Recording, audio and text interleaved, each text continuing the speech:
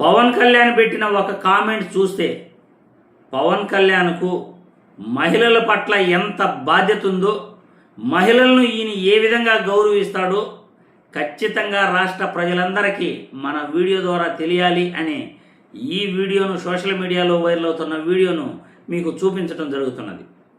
ఒక్కసారి ఈ వీడియో చూసిన తర్వాత మళ్ళీ మనం విశ్లేషించుకుందాం.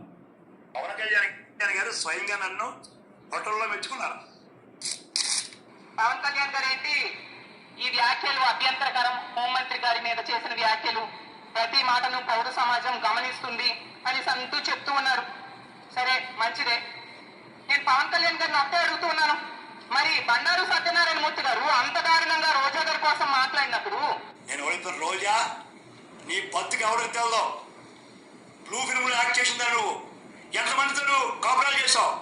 ఎన్ని రాజ్యాలు పడుకున్నావు?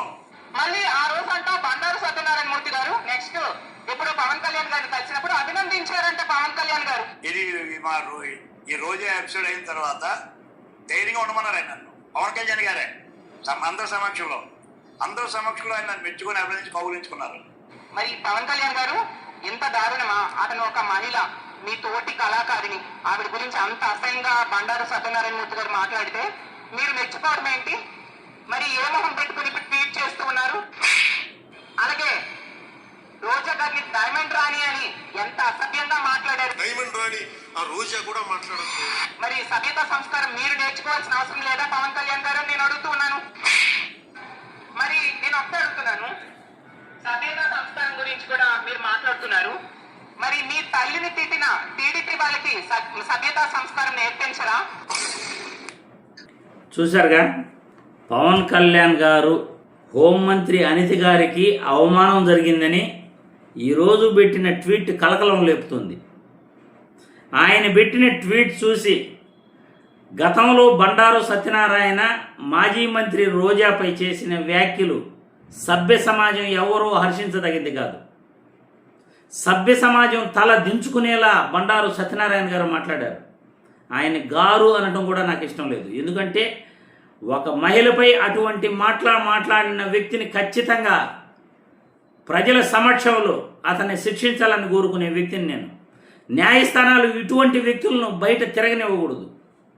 అటువంటిది బండారు సత్యనారాయణ అనే వ్యక్తి రోజా గారిపై వ్యాఖ్యలు చేస్తే ఒక హోటల్లో పవన్ కళ్యాణ్ ఆయన్ను అభినందిస్తూ మీరు ధైర్యంగా ఉండండి, మీరు చేసిన పని చాలా మంచి పని అని ఆయన్ని భుజం తట్టి ఎంకరేజ్ చేశాడు అంటే పవన్ కళ్యాణ్ ఈరోజు మహిళల గురించి మాట్లాడుతున్నాడు. హోంమంత్రి అనితకు అవమానం జరిగిందని మాట్లాడుతున్నాడు. హోంమంత్రి అనితను గుడివాడ అమర్నాథ్ గారు అవమానపరిచారట. ఏ రకంగా అవమానపరిచారో మాకైతే అసలు అర్థం కావట్లేదు. మేకప్ పైన ఆయన ఏదో మాట్లాడినట్టున్నాడు, ఇంకా వేరే విషయాల జోలికి ఆయన అయితే వెళ్ళలేదు. కానీ గతంలో మీరు బండారు సత్యనారాయణ మాట్లాడిన మాటల్ని ప్రోత్సహించిన మీరు మహిళల పట్ల మీరే మాట్లాడేది అని సభ్య సమాజం ప్రశ్నిస్తూ ఉంది మిమ్మల్ని.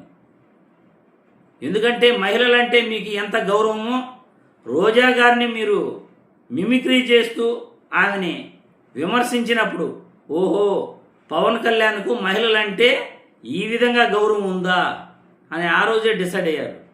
బండారు సత్యనారాయణ గారిని మీరు రోజా గారిని తిట్టినందుకు అభినందించారు అని ఇప్పుడు తెలిసి ఈయన గారేనా మహిళల గురించి మాట్లాడుతున్నారు, మహిళల గౌరవభంగం గురించి మాట్లాడుతున్నారు, మహిళల కట్టుబొట్టు గురించే మాట్లాడుతున్నారు, ఈయనేనా సనాతన ధర్మం గురించి మాట్లాడుతున్నారు?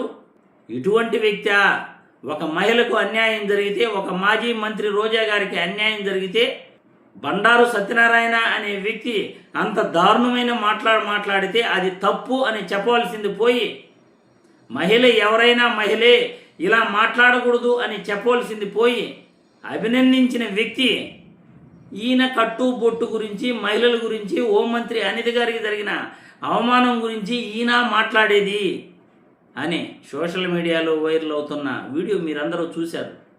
దీనిపై మీరే కామెంట్లు పెట్టాలి.